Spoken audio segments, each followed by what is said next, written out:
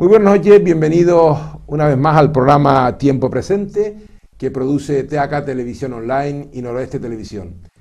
Hoy lo vamos a titular, con permiso de nuestra audiencia, La cultura del arte en Canarias. Para ello está hoy a mi derecha Teo Mesa, pintor, escultor, maestro que es muy importante, y un hombre preocupado por la sociedad civil, un hombre que trabaja y lucha, se le ve en sus escritos en los periódicos. Ahora desarrollaremos un poquito tu currículum y hablaremos de esto. Y a mi izquierda, Esteban Rodríguez García, habitual tertuliano de este programa de Tiempo Presente. A mí es un currículum extenso, pero vamos a sintetizarlo para aprovechar nuestro tiempo. Hablamos de que es un artista multidisciplinar, doctor en Bellas Artes. Desde el año 1990 escribe en forma asidua en los periódicos, en Diario Las Palmas, La Provincia, el diario La Tribuna, Canarias Ahora, canariasahora.es y canariasinvestiga.com. Es un analista en divulgaciones artísticas. Compartió 4 décadas su labor creativa en la docencia en la Escuela de Artes Aplicados de Las Palmas de Gran Canaria.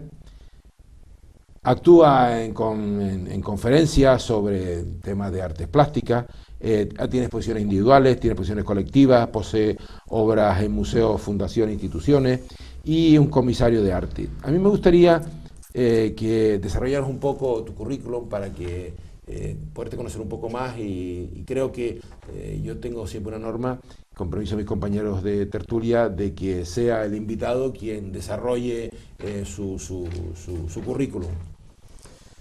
Bueno, antes que nada, buenas noches, gracias por la invitación y bueno, decir que inmodestamente, la verdad que no me gusta nunca ser primera persona de nada, ¿no?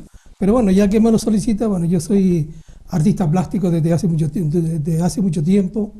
He sido docente durante casi toda mi vida, también he trabajado en el diseño publicitario durante muchos años también, que fue también un modus vivendi, hasta que me aboqué absolutamente por la enseñanza.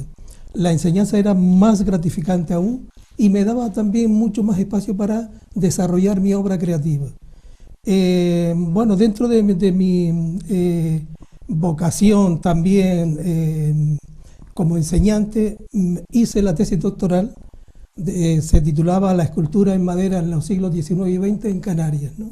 Esto me llevó varios años de trabajo y lógicamente la presenté y saqué el título de doctor. Pero bueno, al margen de eso, lo más importante para mí es el desarrollo de la plástica y la actividad que desarrollo desde hace mucho tiempo, como son articulista de prensa, tanto la prensa escrita como en la digital actualmente. También escribo para catálogos, soy analista de arte y sobre todo investigador artístico. De ello tengo varios artículos también, por ejemplo, la revista Anuario de Estudios Atlánticos del Cabildo, la revista Moralia de la Casa Museo Tomás Morales, otra revista de estudio caldosiano que se edita en Madrid, como se llama Isidora, y también he publicado varios libros. Uno de ellos fue el año pasado sobre el arte inspirado en Galdós. Yo soy un galdosiano de pro y me encanta la obra de Galdós, la personalidad de Galdós, y sobre todo el trasfondo que tiene el propio Galdós como personaje ético, moral y como escritor. Ya sabemos que Galdós es un hombre, un novelista, así lo decía Dámaso Alonso, que era un literato, investigador y que fue presidente de la Real Academia de la Española de la Lengua, y decía que en España había una novela que era El Quijote y un novelista que era Galdós, y sin embargo qué mal lo hemos tratado, sobre todo en su tierra, desde que partió de aquí con 18, 19 años, que se fue a estudiar a Madrid, a hacer leyes por imposición paternal o maternal, quizás, ¿no? O por ambos. Pero se frustró porque aquello no era lo de él. Lo de él era simplemente la creación literaria. Y así dio lo que dio y tiene las 100 y pico obras que conllevó. Pero bueno, yendo al trasfondo de lo que decía anteriormente, el primer libro que dediqué era El arte inspirado en Galdós, y eran todas las obras plásticas que se dedicaron a Galdós con cierta calidad a nivel mundial, y que lo publiqué, como decía antes, hace pues un año aproximadamente. Y ahora, en el mes de abril, publicaré otro sobre Galdós también, sobre la plástica de Galdós, el arte Galdós como artista plástico. Galdós tuvo dos talentos, nació con dos talentos. Uno para la literatura, que trabajó durante toda su vida, y otro para el dibujo y la pintura, para la plástica. Y en este también trabajó durante toda su vida de forma aficionada, hasta que la vista ya se lo impidió, ya siendo mayor y demás. En el año 1911 ya tuvo que dejarlo porque las operaciones que tuvo de cataratas y también la propia enfermedad que la acuciaba, pues ya le impedían pues salir a trabajar del arte siempre del natural, siempre en directo, siempre en vivo. Esteban, sé que estaba interesado por este tema y hablar de la cultura. Tus preguntas van por ahí. Yo creo que Teo Mesa es un referente indispensable en la cultura en Canarias, en la cultura en general, porque como artista plástico, pero es que además, fíjate, estábamos haciendo referencias a Galdós, a la literatura, y es una maravilla poder encontrar a personas que se preocupen por ir más allá de lo que un artista puede representar, y descubrir en Galdós un artista plástico, descubrir otros valores, es muy interesante. Sobre todo, yo quería hacer una pregunta que tiene que ver un poco con todo esto, y es, tocas muchos palos en materia cultural, pero fundamentalmente eres docente, y hay una vocación. El docente que además es artista, es vocacional. Docente, eres investigador y además un artista plástico en constante dinamismo, si no te has parado, no. Continúas. ¿Dónde te sientes más cómodo? Pues Esteban, yo me siento cómodo en todos los terrenos o digamos lenguajes de la plástica y la escultura y la escritura. Me siento feliz cuando trabajo en la escultura, cuando trabajo en la pintura, cuando escribo, cuando leo. Todo eso me lleva pues a una satisfacción plena, ¿no? Y por ello no, a veces me dicen, bueno, es que quizás seas mejor escultor que pintor. Digo, no, yo la verdad que gozo con ambas cosas cuando las trabajo una y otra, ¿no? Y cuando escribo igual, porque es una dedicación, un superar el artículo de hoy con el artículo de mañana, ¿no? Y así sucesivamente, ¿no? Es superar siempre, que es el reto de todo creador. Siempre, digamos, lo mejor está por venir, como dicen todos los creadores, ¿no? Lo de hoy, vale, es, digamos, un artificio para conllevar más oficio. Y el lenguaje se enriquece, pero de mañana tiene que superar a lo anterior, y así es en todo, ¿no? En tu currículum hablas de que fuiste bibliotecario, tesorero, profesor y codirector de la Escuela Luján Pérez, la cual sé que allí te conocí. Fuiste director, subpresidente del 2011 al 2014. Me gustaría que a la ciudadanía, a los que nos están viendo, que sepan la Escuela Luján Pérez. ¿Qué es la Escuela Luján Pérez? Todo lo que ha salido de la Escuela Luján Pérez, yo creo que ha sido la gran cantera, ¿no? Durante todo el siglo XX, pasado siglo XX, sí, de los pintores, escultores y personas inquietas de cualquier edad y sexo que han estado ahí. Sí, evidentemente. La Escuela Luján Pérez, precisamente el año pasado, ha cumplido 100 años. Es increíble que una escuela de arte libre, sin subvención, sino que muchas veces, bueno, ahora tiene subvenciones, pero muy escuetas, muy pequeñas, ¿no? Pero siempre ha subsistido por la aplicación, el trabajo denodado que hemos dado todos los que hemos contribuido a ella, ¿no?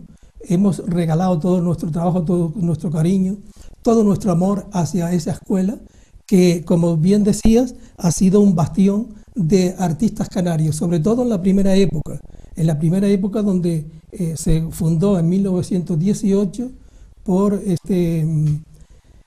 Frailesco, Domingo d'Oreste, que tuvo, junto con la élite cultural de ese momento, Tomás Morales, Alonso Quesada, Saulo Torón, etcétera, todos que estaban en esa playa de intelectuales que apoyaron la escuela, y luego los estamentos también, tanto oficiales como privados, ¿no?, que apoyaron la escuela. Y el público en general, porque había una cuota de pagar un poquitín para que la escuela saliese adelante.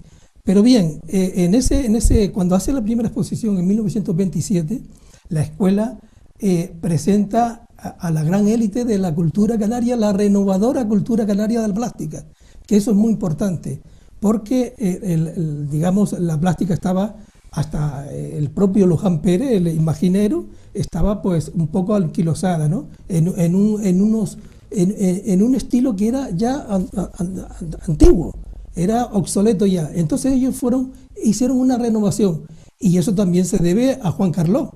Juan Carló estuvo en Madrid y estuvo en París, y traía novedades muy renovadoras, muy innovadoras para la propia escuela, como era la aplicación de un arte de vanguardia, un arte moderno a la propia escuela. Y así lo asumieron todos los artistas que por ella pasaron, ¿no?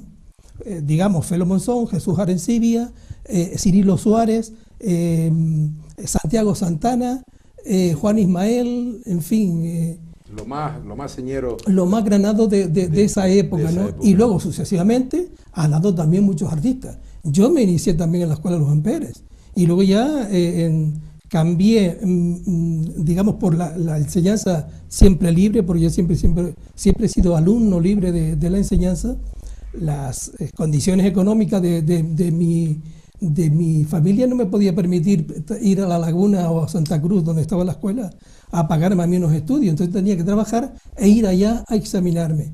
Y en esa época luego cambié efectivamente por los estudios de Bellas Artes, y dejé, digamos, la disciplina, pero sin desconectarme nunca de la escuela. Tal es así que, bueno, siempre he estado comprometido, hasta que la última dedicación que he tenido a la escuela ha sido como presidente, que he tenido el honor de ser presidente de la escuela, hasta que digo, bueno, ya hasta aquí llego, y ya en otro momento volveré. Es apasionante oír cómo te expresas, sobre todo contando este relato de vida de la Escuela Luján Pérez, 100 años de trayectoria, 100 años de formación en plástica, y la cantidad de personas que han pasado por ahí, que han tenido que ver con la cultura en Canarias. Es apasionante, y has hablado en esa pasión que pones cuando hablas, que seguro que se transmite en tu propia obra. Has hablado de amor, el amor por el arte, el amor por lo que haces. Antes no elegiste ninguno de los 3 temas que querías, que yo te preguntaba sobre en qué te sentías más cómodo, porque hablabas con pasión y con amor de todo. A todo lo que uno hace en la vida, en materia cultural, pero también en cualquier materia, es fundamental tener esos valores, como ponerle pasión, vocación y mucho amor. ¿Eso es fundamental o no es necesario realmente para el arte? Totalmente. Lo que es el espíritu es lo más importante del ser humano. Si todo lo llevamos a lo crematístico, a ganar dinero, a hacer obras para vender y demás, pues entonces el arte pierde su esencia. Decía Vasily Kandinsky una frase muy bonita en su libro de lo espiritual en el arte. Decía, el arte es la expresión del interior hacia el exterior. O sea, es algo místico, algo que transmite los sentimientos más profundos del ser humano hacia los demás. Y todo eso es una expresión del momento, del vivir o del estado anímico que tiene el artista, el creador en ese momento. Si eso se pierde, entonces ya deja de ser un arte. Todo lo que se hace tiene que ser puramente con toda la pasión y con todo el amor y la espiritualidad o el ascetismo que debe tener toda obra de arte, si no pierde esa esencia, ¿no? A mí me gustaría bajar un escaloncito más donde yo me encuentro. Soy un ciudadano, una persona que estoy muy preocupado por la cultura, pero hay algo que veo, lo hemos comentado en alguna otra vez en nuestras tertulias, Esteban, creo que contigo en algunos de nuestros encuentros lo hemos hablado. ¿Por qué se financia tan mal y tan poco la cultura? ¿Por qué la ciudadanía no va a exposiciones? Que al final somos los mismos de siempre, somos 4, somos 10, somos más. Vas a la presentación de un libro y te deprime, vas a una conferencia y te deprime.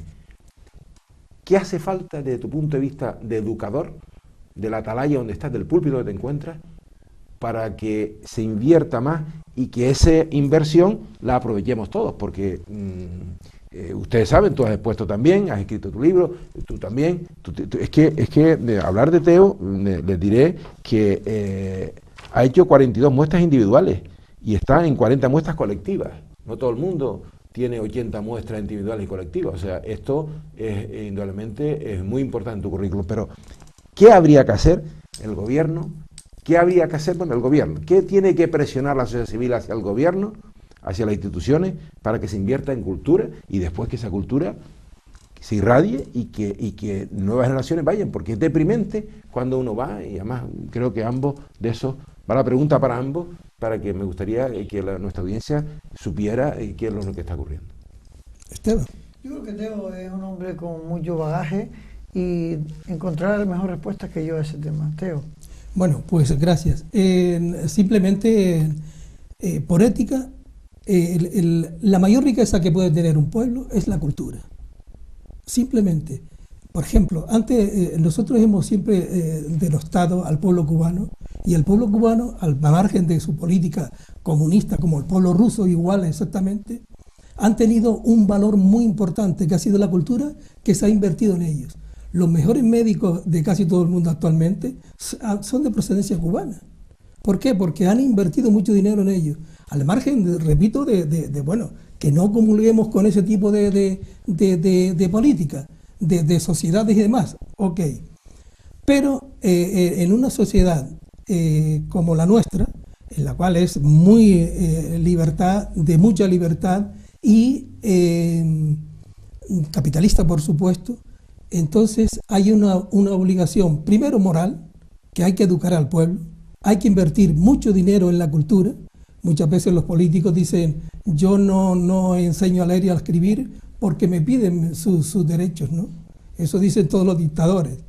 Por tanto, si nosotros enseñamos a un pueblo en una cultura, es lo más importante para lo que está ocurriendo ahora con el I más D más I. Si no tenemos este bagaje intelectual, vamos a estar siempre dependiendo de fuera y comprando los royalties de fuera totalmente. ¿Por qué? Si aquí hay investigadores.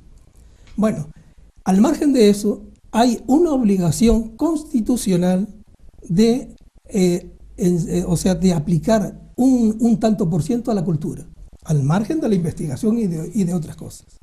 Por lo tanto, los políticos tienen el deber y el derecho de recibir a los ciudadanos de esa cultura.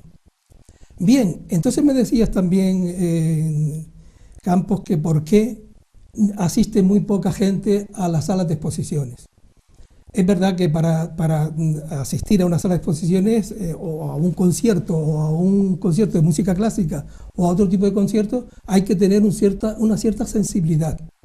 Al margen de ello, hay que educar también en valores a ese tipo está en la enseñanza primaria, en la enseñanza secundaria, que ahí es donde tienen que radicar, digamos, esa sensibilidad, esa educación para que asistan a las salas de arte. Y digamos que esos son los criterios a seguir. ¿Por qué vamos, por ejemplo, al CAAN y hay 4 personas en 3 plantas? Eso iba. Eso es irrisorio, ¿no? Que una exposición que cuesta mucho dinero traerla, pueden haber 4 personas un día ahí en la sala, ¿no? En cualquier hora, cualquiera de las horas, excepto cuando se inaugura. que va mucha gente, sobre todo cuando antes daban buenos canapés, ya ahora no. Aquello se llenaba el día de la inauguración, ahora ya no va tanta gente, ¿no? Bien, el realizador va a tirar de las orejas, ya me ha hecho señas. Creo que vamos a hacer una breve parada y volveremos de nuevo en tiempo presente.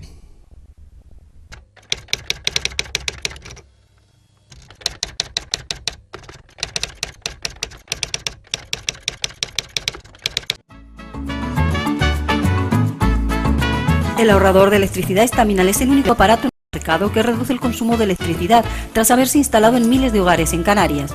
No deje que su factura de electricidad afecte su economía familiar. El ahorrador Estaminal le garantiza una reducción de un 10 hasta un 35% de su recibo de luz. Estaminal no necesita ninguna instalación especial, es autoinstalable y no consume electricidad. Diga basta al excesivo consumo de electricidad y llámenos al 928-481-249. Reduzca hasta un 35% de su factura de electricidad. Estaminal, su seguro de ahorro. En el corazón del Parque Santa Catalina se encuentra la gran terraza Lolita Pluma, que con nueva dirección te ofrece en la mañana los mejores desayunos especiales y saludables, bien acompañados de una repostería propia, artesana y creativa. En el mediodía dispone de una selección de tapas y platos de la cocina canaria e internacional. Las tardes en la gran terraza Lolita Pluma le permitirá degustar una variedad de tartas y dulces a la altura de los paladares más exigentes y exquisitos. Las noches en la gran terraza Lolita Pluma, además de unas cenas especiales en un ambiente tranquilo y agradable, tendrán el aliciente del servicio de coctelería más importante de Canarias. Todos los jueves tenemos la ruta del Pincho Pirata y además el sábado en la tarde-noche podrá disfrutar de espectáculos musicales y de humor en directo.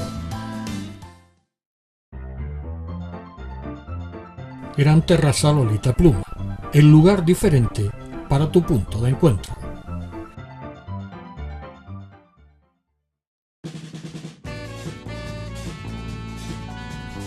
El ahorrador de electricidad Estaminal, tras muchos años de instalación en Canarias y ser elegido como producto del año en ahorro energético a nivel nacional, le ofrece la posibilidad de ahorrar de un 15 hasta un 35% de su consumo en su factura de electricidad. Sea cual sea su negocio local o industria, Estaminal tiene el ahorrador que se adapta a sus características. No se fíe de las imitaciones, Estaminal solo hay uno, con las homologaciones de la comunidad internacional. No deje que los gastos abusivos de electricidad afecten a la economía de su negocio. Pídanos presupuestos sin compromiso al 928-481-249. Ahorrador industrial de energía Estaminal, la solución a su excesivo consumo energético. Recuerde, ahorre de un 15 a un 35% de su factura de electricidad. De nuevo con ustedes en el programa de la cultura del arte en Canarias, y como el tiempo es mejor y es muy ajustado a la televisión, y para que nuestro realizador no nos tire más de las orejas, quedó una parte de esa pregunta que Esteban quería profundizarla. Hablamos de la cultura, pero la cultura, como bien decía Teo, tiene su base en la educación. Si la cultura de un pueblo es la que es, y es muy pragmático todo esto, ¿no? Pero lógicamente se basa en la formación. En la formación sobre todo que se recibe desde la infancia, ¿verdad? Nos encontramos efectivamente con salas de exposiciones vacías o poco valoradas por el público en general, o con presentaciones de libros que... Sin embargo, fíjate, Teo, que la Escuela Luján Pérez, por ejemplo, que ha tenido diferentes etapas, me imagino, en su trayectoria después de 100 años, sus altos y sus bajos y demás. Sin embargo, ha estado viviendo de las aportaciones privadas, de la iniciativa privada particular. Es decir, no ha habido una mano ahí de las instituciones, salvo en contadas ocasiones posiblemente, pero no ha habido una tutela, por decirlo de otra forma, ¿no? Sí, por lo tanto, estamos muy acostumbrados últimamente en todos los discursos a mirar para el gobierno, el que sea, da lo mismo el color, para el gobierno de turno, para que apoye esta u otra iniciativa, pero y nos quitamos cierta responsabilidad a nivel personal, individual y a nivel colectivo, cierta responsabilidad de ese altruismo consolidar esa unidad de criterio para poder trabajar juntos. Y en el mundo de la cultura se da mucho, un poco, esa falta a veces de cohesión, de puesta en común, de forma amplia, para trabajar juntos en proyectos. Y eso no sé si se debe a que hay cierto divismo o el ego en esa enseñanza, en esa cultura que hemos tenido, que hemos aprendido de pequeños a diferenciarnos de los demás, si eso repercute tanto para que no haya tanta unidad, ¿no? Y que creo que es importante, ¿no? En el mundo de los artistas, realmente, ¿cómo ves eso? Porque yo creo que es que son dos valores los que tú planteas. Primero, lógicamente, como decíamos antes, la cultura, digamos, se vive, se forma desde la base. O sea, desde la primaria, la secundaria y luego también la universitaria. Claro. Hay que educar ahí, digamos, en estimular la sensibilidad de cada persona. Y otra es que, claro, como tú dices bien de los proyectos y demás, claro, aquí ya nos damos de bruces con la creatividad particular de cada uno. Ir a proyectos comunes es muy difícil, porque cada uno hace de su capa un sayo, hace de su creatividad propia e individual, y por lo tanto no es compartible con otro, está dentro de la lógica, ¿no? Pero yo creo que hay algunos aspectos en los que se podía mejor poner algunas puestas en común. Por ejemplo, en las salas de exposiciones, tener salas colectivas en las que puedan, al margen de las salas oficiales, que hay bastantes salas no te creas, solamente en la ciudad de Las Palmas. Bueno, si decimos el CAN. El CAN tiene una política que es casi ajena al arte de la isla y de la ciudad, excepto que tienen, bueno, en el centro San Martín sí exponen algunos artistas canarios, pero de resto en el CAN, en la sala central de la calle Los Balcones, ahí exponen la élite de fuera nada más. O sea, los de aquí no pinchamos. ¿Y eso a qué se debe? ¿A qué se debe bueno, eso? una política que se acepta por parte del Cabildo de traer cultura de fuera. Claro, cultura foránea, ¿no? Yo creo que efectivamente, hablando de las no hay tanto, tenemos el SICA, que se ocupa fundamentalmente para artistas de la tierra, tenemos la Casa Colón, que también suele ocuparse sí, más o menos, sí, la Casa Colón, sí. La Casa Colón, el CAM, efectivamente, yo creo que lo hacen porque lo que quieren es atraer turismo, que se vea en Gran Canaria, en las Palmas de Gran Canaria, una sala de alto renombre para eso, pero claro, eso también tiene sus dificultades, porque no tiene la asistencia que podía tener. Claro. También están pues el Centro de Artes Plásticas, el Centro Moderno, o sea, que esos se ocupan de artistas de la tierra, ¿no? Efectivamente, pero tampoco hay muchas más por ahí, ¿no? Y yo lo que quería, hablando ahora de los artistas, del cuadro, las exposiciones, si al final se ha resuelto ese gran problema que ha habido sobre el costo que hay que pagar para sacar, tú quieres exponer mañana en Madrid y creo que es muy complicado el llevar obras por los costos y después el volverlas a la tierra si no lo has vendido. Ese tema, tema ¿cómo está? Bueno, el tema... ese es el tema para el que se quejan prácticamente el 99,92% de los que salimos afuera a poner, a la península y demás. Pero eso no ocurre si la llevamos al resto de Europa. ¿Por qué? Porque aquí sufrimos una aduana aún. O sea, la aduana, antes teníamos que hacer una foto de cada obra, o sea, una foto duplicada de cada obra y ponerle un valor para la aduana y demás. Y esa obra tenía que regresar de nuevo. Si esa obra era vendida, teníamos que pagar a Hacienda el costo del tanto por ciento que exige Hacienda. Pero luego hubo, bueno, una laxa, digamos, burocracia en la cual en 3 meses se puede traer y llevar sin problema ninguno, siempre que no se venda. Entonces ya hay que pagar los impuestos pertinentes, por supuesto. Pero aún seguimos sufriendo el tema de la aduana. Esto lo estamos sufriendo y la Asociación de Artistas Plásticos de aquí de Las Palmas está en esa lucha porque incluso lo ha llevado a algunos parlamentarios para que se discuta a nivel parlamentario en la capital y también a Estrasburgo, a ver si hay derecho a que los artistas tengamos que sufrir eso. Y solamente los artistas plásticos, porque por ejemplo, un escritor no sufre eso, un cantante tampoco lo sufre, o un grupo, conferenciante. Un conferenciante. Solamente la plástica. ¿Por qué? Porque es un volumen, es un objeto que se transporta, tiene su trayecto y hay que pagar y demás. El libro no es objeto entonces, y los papeles de la conferencia no es objeto. No, eso no es objeto. No es objeto. Son de las cosas que ocurren. En esa dinámica del... Es que a mí me preocupa mucho el que haya esa disfunción entre lo que realmente demanda y necesitan los artistas y lo que hacen desde el gobierno, ¿no? Yo no sé si es que no hay una conexión adecuada o hay falta de diálogo, o hay falta de darle solución a ese tipo de cosas, Teo. No, la solución, bueno, lógicamente es anular totalmente para los artistas plásticos la aduana. Lo que no puede ser que, por ejemplo, yo llevo hoy mi obra a Italia y a mí nadie me pregunta de dónde viene usted. Yo vengo de la Comunidad Europea.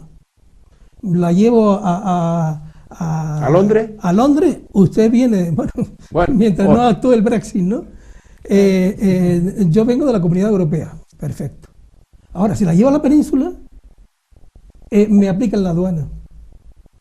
Es curioso, ¿no? Sí, es muy curioso y yo creo que los políticos, fundamentalmente los políticos de Canarias, los que están en el Parlamento canario y los que están en el Parlamento español de Canarias, debían de luchar, trabajar y ponerse... Y los políticos europeos también. Y los políticos europeos, pero fundamentalmente los nuestros y claro, los de... Porque claro, ahí hay es dar a conocer la cultura de las personas, de los artistas como eres tú.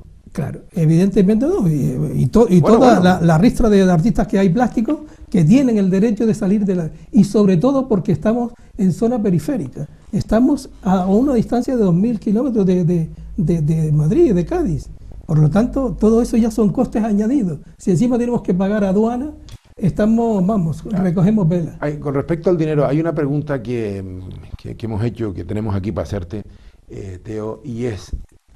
¿Vive el artista de su trabajo o tiene que el artista que ocuparse de otras tareas, de otras facetas para poder tener una vida digna? Y porque es una pregunta que uno lo ve y bueno, este hombre debe estar forrado, tal, pero es que a lo mejor si uno rasca un poco la vida es otra cosa distinta. Claro, forrado digamos en pagar material para poder trabajar, porque de resto, lógicamente, casi todos los artistas tenemos que trabajar en un trabajo complementario, la enseñanza o bien de otra índole, para poder subsistir, para poder llevar una vida normal y si tienes una familia, peor aún, porque tienes que conllevar lo que son las obligaciones familiares para solventar los gastos económicos de un hogar, ¿no? Y si tienes hijos, peor todavía.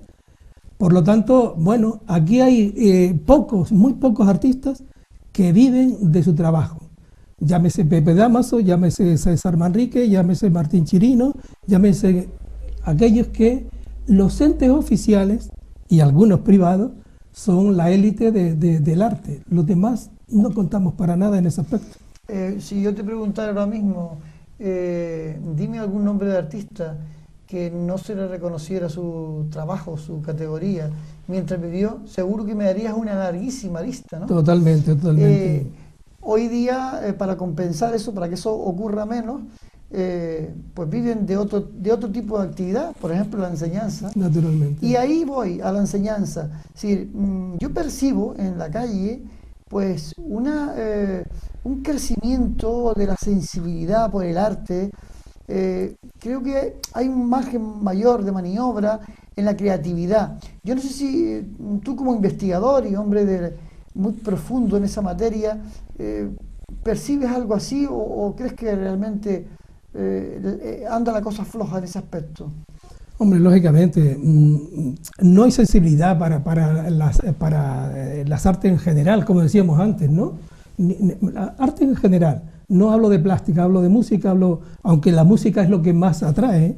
Por ejemplo, en los conciertos de música clásica en el auditorio, siempre está lleno. Pero eso si lo conllevamos a una sala de arte, siempre está vacía, ¿no? Qué curioso. Y además que son gratuitas las visitas, para colmo, ¿no? bien está que se paguen las salas de conciertos y todo ello. O vamos también al principio que decíamos antes, la falta de sensibilidad, la falta de educación que hay en la gente. Y máxime, cuando no hay ventas de obras de arte, lógico es que el artista tampoco pueda vivir de su obra. Máxime cuando vivimos en un territorio fragmentado, en el cual para trasladarnos, digamos, a Lanzarote, a Tenerife, a La Palma, tenemos que coger un transporte. Y eso ya conlleva hotel, conlleva medios de locomoción, etcétera. De tal forma que claro, los inconvenientes son muchos. Pero bueno, al margen de eso, bendita tierra canaria, ¿no? Pero yo me quiero referir a las nuevas generaciones y la juventud. Tú como docente, que has tenido pues muchos chicos o chicas a tu vera para poderlos ir para los has formado. Por supuesto. ¿Qué ha ocurrido, ¿no? Con esos chicos, con esas chicas? ¿Ha decrecido el interés por el arte? Sí, bueno, siempre ¿ha aumentado? ¿Cómo lo ves? Siempre son minorías, porque lo que se da en la escuela de arte, ahora arte y diseño, como se llama actualmente, antes artes aplicadas, por el antiguo, digamos, estatuto de las enseñanzas, pues sí, salían artistas, pero mínimamente. Lo único que hacían era formarse en una profesión artística profesional, de tal forma que sí, que mientras estaban ahí, bueno, sí, tenían cierta relación, pero una vez que lo dejan, pues ya muy pocos son los que continúan en la plástica, que hay varios colegas que siguen en activo en la plástica y demás, y otros que lo abandonan totalmente y siguen con su profesión, bien de dibujo publicitario, bien de diseño publicitario, bien de ordenador. O derivan hacia otro lado. Derivan, sí, por supuesto. Hemos hablado también de esta tertulia y antes Esteban lo empezó a insinuar, el tema de las subvenciones. Canarias, por su ultraperficidad, por su lejanía, tiene subvenciones para la inmensa mayoría de las cosas. Hay detractores que sí, que sí no, que sí no, que sí. Pero la pregunta es concreta. ¿Hay subvenciones para el arte? Bueno, lo único que hay son en el Cabildo, el gobierno canario actúa que yo entienda, actúa de modo, digamos, a dedo. Él le da el gobierno canario. El gobierno canario le da la subvención a criterio muy personal, a quien, digamos, deciden ellos por su cuenta. En el Cabildo Insular se abren todos los años una faceta para subvencionar proyectos bien educativos, proyectos audiovisuales, proyectos de plástica, proyectos de teatro, etcétera. Se solicita y bueno, si está dentro de las posibilidades, pues se concede y demás, ¿no? Bien. Bueno, decirle a nuestra fiel audiencia que vamos a ir unos minutos y volveremos otra vez para seguir hablando de la cultura, del arte en Canarias en el último tiempo presente.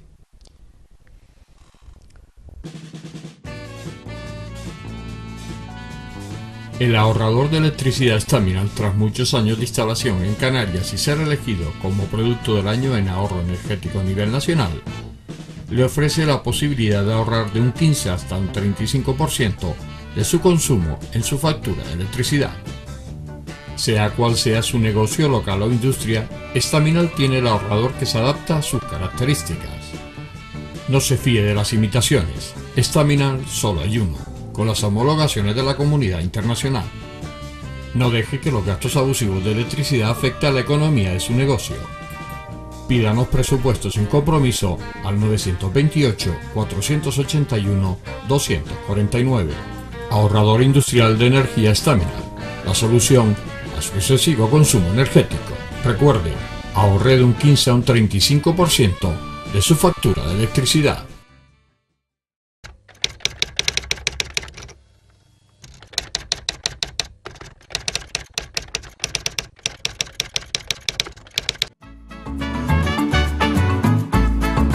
El ahorrador de electricidad Staminal es el único aparato en el mercado que reduce el consumo de electricidad tras haberse instalado en miles de hogares en Canarias.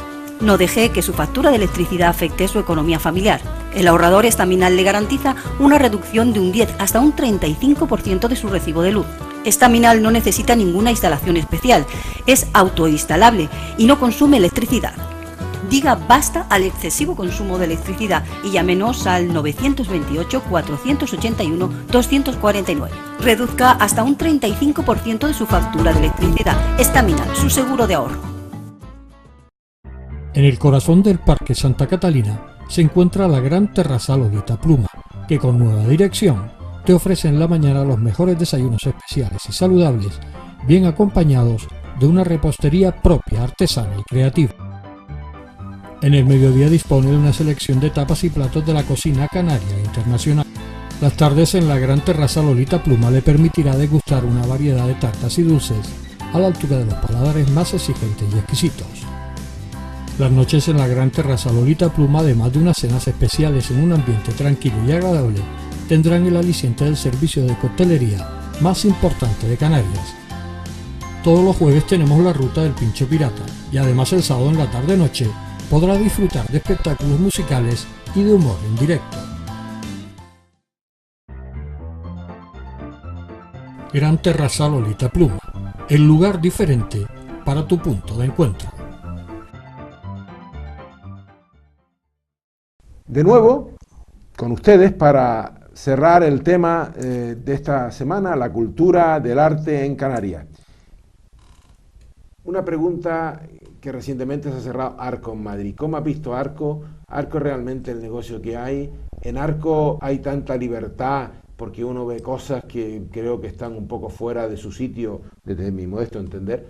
¿Cómo ves tu Arco? Y después, Esteban y yo a la Limón queríamos que nos dieras una visión desde un artista como tú de artes plásticas en la sociedad de hoy. Bien, Arco, la verdad que Arco siempre ha sido un mercado persa. Allí van todas las galerías del mundo a vender y a comprar y a presentar a algunos artistas novedosos. Pero de resto, el 50, el 60% de las obras que van a Arco son de los viejos rockeros del arte, simplemente. De aquellos que, bueno, digamos, Picasso, digamos, yo qué sé, cualquier obra de importancia, de vanguardia, Miró o Tapies o Martín Chirino, pues todos ellos están también presentes, pero que no ocupan una novedad como tal. Y acerca de los lenguajes, lógicamente, el lenguaje, la expresión es un derecho que tienen todos los ciudadanos, a expresarse como quieran. Pero claro, también dentro de esos derechos existe mi libertad, digamos, llega donde comienza tu nariz. Por lo tanto, ya eso sería ofensivo. Por lo tanto, tienes totalmente libertad o total libertad para que tú te expreses como quieras. Pero cuidado, siempre hay un tope, hay una línea que no se puede cruzar. Y luego dentro de esas novedades que hay en Arco, bueno, se presentan algunas, digamos, artistas de tipo creativo, de tipo novedoso, que son, bueno, dignos de considerar y que, bueno, van a tener una trayectoria importante, pero siempre de la mano comercial del galerista, porque allí no puede cualquiera, tiene que ir amparado, apadrinado por una galería. De resto no es no es libre. No es libre para nada, no. Y la pregunta que tanto Esteban y yo queremos tener, que nos des una idea de cómo ve, te repito, un artista como tú de artes plásticas, la actual situación en nuestro país, el tema que hablamos de las aduanas, los problemas que hay, el tema yo creo que hay pocas subvenciones para el tema de la cultura, para el arte en general. Y ¿cómo ves tú de la enseñanza, la formación, tu visión desde tu atalaya como artista? Bueno, el arte, por supuesto, siempre va a subsistir, con crisis o sin crisis, con medios para que pueda trabajar el artista o no, siempre va a subsistir. Ahora, el arte tiene que tener una respuesta en la sociedad. Esa respuesta tiene que salir de la propia sociedad, es lo que decíamos antes, de asistir, de amparar, de apoyar, sobre todo los entes oficiales, de comprarle obras simplemente a los artistas para que puedan trabajar, puedan continuar y demás. Y a nivel social, bueno, todo depende de la sensibilidad y la cultura que tenga cada persona para poder asimilar el hecho plástico, amparar la cultura en general, porque la cultura no, sin público, sin gentes, no puede subsistir, no puede continuar. Es imprescindible que haya un público que acepte ese mensaje, esa expresión que ha dado cualquier creador, sea escritor, sea cineasta, sea músico, sea plástico, lo que sea, ¿no? Es que vivimos una sociedad capitalista, por supuesto, pero con una tendencia neoliberal, una tendencia del capitalismo puro, donde la cuestión económica está, diríamos, magnificada, y dejando de lado pues los grandes temas culturales. De hecho, en la propia educación se intenta pues quitar el arte, quitar la filosofía y otro tipo de materias que son consideradas de un rango inferior. Si perdemos esa sensibilidad de quienes gobiernan o de quienes tutelan la economía mundial, porque no siempre son los que gobiernan, si perdemos esa perspectiva en la formación de la juventud, de los niños, lógicamente en una década, en 2 décadas, perderemos la sensibilidad para poner en valor la cultura, la pintura, la cultura en general, o sea, lo que es todo lo que tiene que ver con el arte, todo lo que tiene que ver con la literatura incluso, ¿no? Sí. De hecho, hay nuevas tendencias que nos llevan, con las nuevas tecnologías, que nos llevan a otra dinámica de valor social. Sin embargo, también las nuevas tecnologías permiten innovar. Yo creo que, si bien por un lado esa tendencia existe, también hay cierto inmovilismo, podría ser, de los que están instalados en esos ámbitos culturales a no aceptar las nuevas tecnologías, a no innovar, a esa creatividad, adaptarla a las nuevas tecnologías. ¿No crees que por ahí se puede haber una forma de conectar y de no quedarse anquilosados en el siglo XVIII? No, naturalmente, el arte siempre tiene que ser evolución, tiene que ser progreso totalmente intelectual y creativo, ¿no? Porque ya desde el siglo pasado, con las primeras vanguardias, en los primeros años del siglo XX, ya tuvo una transformación. Bueno, antes, en el siglo XIX, con el impresionismo, que fue también una revolución en contra de la propia fotografía, porque le comía su campo. Entonces tuvieron que reaccionar y hacer un arte distinto. Lógicamente, actualmente estamos en una etapa en la cual la expresión artística ha cambiado totalmente. Ahora ha pasado a formar parte de lo que es el objeto más que el oficio, la técnica y demás. Llámese instalaciones, llámese montaje, llámese arte vídeo, arte visual, etcétera, en la cual la expresión ha cambiado totalmente. Eso es muy positivo. En cuanto a la informática, igual. Todo lo que sea favorecer la innovación es positivo, porque es progreso, es intelectualidad. Lógicamente, todo ello viene marcado por, como bien decías, por ese neoliberalismo muchas veces criminal, muchas veces el sálvese quien pueda, porque a nivel social no tiene ninguna prestación, ¿no? Sino usted viva la vida y cuanto más gane yo y demás. Máxime cuando a muchos políticos, como bien decías, en sus cargos no tienen conocimiento, claro, para digamos, establecer unos parámetros dentro de la cultura en general. Pero claro, esos políticos también a nivel central, digo ya, en la élite más, en la cúspide de la política española o francesa o alemana, también están subyugados por el gran capital, las grandes multinacionales, que son los que implantan el sistema de cómo tenemos que vivir, qué tenemos que consumir, cómo tenemos que pensar. Y cuanto menos pensemos, mucho mejor. Así somos más dominados y demás, ¿no? A mí me queda una pregunta, antes de llegar al término de esta interesante tertulia de esta noche. He oído porque no tengo pruebas, pero te lo pregunto para que me lo niegues o me lo afirmes, que ustedes los artistas tienen que dar una obra, no sé si la elige el galerista o el artista la dona, para las exposiciones, ya sean privadas o oficiales. ¿Esto es así? Sí, desde hace mucho tiempo. O sea, aquí, por ejemplo, antes, ahora ya no, porque ahora ya las cajas, las salas de exposiciones de las cajas ya no pertenecen a las cajas, ahora a sus fundaciones y demás, ¿no? Ahí todavía hay que dar una obra de arte, pero antes las cajas de ahorro tenían la obligación de verter ese capital que recibían, esos intereses del propio dinero, en beneficios sociales. Y entonces para ello montaba salas de exposiciones, teatros, conferencias, etcétera, y el único que pagaba a nivel material era el artista plástico, cediendo una obra por obligación a dicha sala. Eso era una fórmula de hacer un patrimonio totalmente gratuito. Por ejemplo, antes las cajas de ahorro subvencionaban, pues, qué sé yo, aquí a la Vela Latina. La Vela Latina no le dejaba un bote en prestaciones, ¿no? Claro.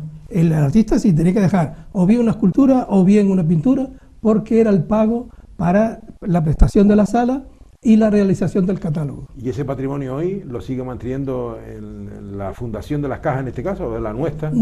Sí, lo sigue manteniendo exactamente. Y otras salas privadas también llevan la misma política. Yo te presto la sala durante 10, 15 días, pero tú me dejas a cambio una obra. ¿A más de pagar? ¿A más de pagar tú? No, generalmente en esas no se suele pagar. O sea, el precio está en dejar la obra. Claro. En dejar la obra, es una exactamente. Importante. Pero bueno, la obra, muchos artistas, es una inversión. Sí, claro. Una inversión a largo plazo de aquellos artistas que van teniendo renombre en el mercado y que su obra va revalorizándose. De tal forma que dice, bueno, hoy día cuesta tanto, pero en X años va a costar tanto más X, ¿no? Enganchando con el tema social, con la sociedad, ¿no? Porque el artista no está exento de lo que ocurre en la vida política, social de un país. Muchas veces se critica al artista cuando se implica políticamente, cuando en un momento determinado pues apoya una tendencia determinada o ni siquiera sin apoyar una tendencia opina sobre otros aspectos que no tienen nada que ver con su actividad, pero sí que tienen que ver con su vida, con la vida de los ciudadanos. Hay todavía esa idea de intrusismo y esa crítica feroz contra los artistas a los que se implican socialmente.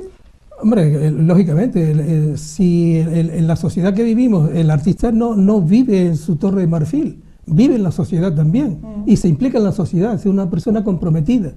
Yo, con todo respeto, hablo también de política en mis artículos, hablo de ecología. Yo soy un seguidor de la ecología, totalmente, y mis artículos versan sobre la ecología, que debemos mantenerla sobre todas las formas y maneras, porque estamos en un periodo muy crítico, muy peligroso, de que puedan haber, como ya han habido, hecatombes parciales o bien generales.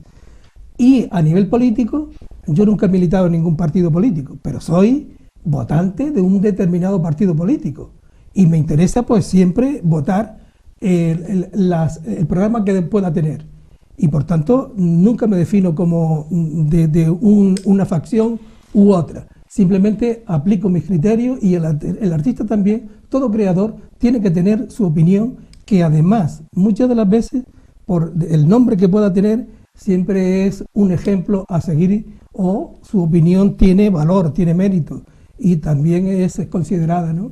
Está claro que, al menos si uno que sigue los artículos en la prensa digital de Teo Mesa, pues además del ecologismo va uno viendo la trayectoria de esa persona en el tema político. Y acabamos porque el regidor me ha vuelto a hacer señas que ha llegado prácticamente la hora. Esto es así en la televisión, tiempos oro y vuelan, ¿no? Ya se llevamos una hora prácticamente aquí. El Cabildo de Gran Canaria apoya, yo creo que lo apoya, pero me gustaría saberlo de tu visión de artista. de artes plásticos, a las salas de exposiciones, porque claro, es muy fácil con el dinero de la ciudadanía, con los impuestos, montar esas salas, ¿de acuerdo? Pero a mí me gustaría saber la opinión de un galerista que hace 1000 números para poder abrir su sala y poder captar. ¿Tienen esos galeristas, llamémosles independientes porque no son oficiales, ayudas también o tienen que ganarse el pan de la vida con el sudor de su frente? Hombre, la galería generalmente son empresas privadas. Sí, pero y bueno. por lo tanto, por ejemplo, antes se iba mucho cuando había dinero antes de la crisis, dinero a mansalva que se daba mucho, se regalaba mucho, iban mucho a Arco y lo pagaba gran parte tanto el Cabildo como el propio gobierno canario. Bueno. Y muchas salas casi abrían o permanecían abiertas para coger ese dinero que era sustancioso, el dinero que le daban por ir a Arco. Y bueno, se ganaba dinero incluso sin vender nada. De tal forma que, bueno, pero respecto al criterio de artista ya es esta también otra tertulia, otros comentarios que podemos establecer en otro momento, porque siempre yo no hago pasillo ni me interesa ni adular a nadie para exponer mi obra. Yo lo hago todo en motu propio y no tengo, digamos, el cariño ni la comprensión ni el gusto de los políticos eventuales que ocupan cargos y demás, tanto en el Cabildo como en el Ayuntamiento como en el gobierno autónomo. Pero hay otros que, bueno, que les gusta ese sistema de hacer pasillos para que le den proyectos en carga de obra o comprar obra y demás. Pero Bien. yo no estoy en esos derroteros. Ha llegado la hora de despedirnos de este programa interesante, La cultura del arte en Canarias, en tiempo presente. Agradecerle a Teo Mesa el que hoy nos haya dedicado un tiempo a tiempo presente, por supuesto a Esteban, Un placer. a Esteban Rodríguez con su colaboración permanente, a nuestro realizador José Luis López en TAC Televisión y a Noroeste Televisión también. Gracias y buenas noches.